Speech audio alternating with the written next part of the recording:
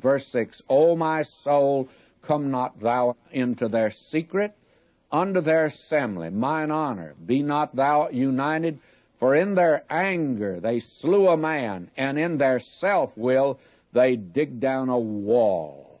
Cursed be their anger, for it was fierce, and their wrath, for it was cruel. I will divide them in Jacob and scatter them in Israel.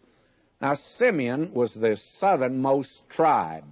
You would think that it would be identified with Judah and Benjamin, but it's not. You never hear of them. They had territory, but they seem to have just sort of faded away in the other tribes. And Levi, and here you see the marvelous grace of God. And I want to tell you, friends, this is the marvelous grace of God that you see exhibited in Levi. It was the grace of God that could take a cruel person like Levi and make him head of the priestly tribe. It's the grace of God that has made us sinners into a kingdom of priests also, friends. All believers are priests today.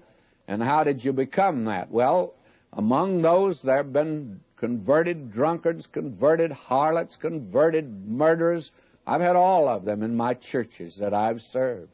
May I say to you, it's the marvelous grace of God. He says, forasmuch as ye know that ye were not redeemed with corruptible things as silver and gold from your vain conversation received by tradition from your fathers, but with the precious blood of Christ as of a lamb without blemish and without spot. And then he goes on in 1 Peter, and that's 1 Peter 1:18 and 19, but in the 2nd chapter, verse 5, he says, Ye also as living stones are built up a spiritual house and holy priesthood to offer up spiritual sacrifices acceptable to God by Jesus Christ. Well, who is he talking about? Those that have been redeemed by the precious blood of Christ. Now, will you notice, that's these two boys. And by the way, Reuben lost first place.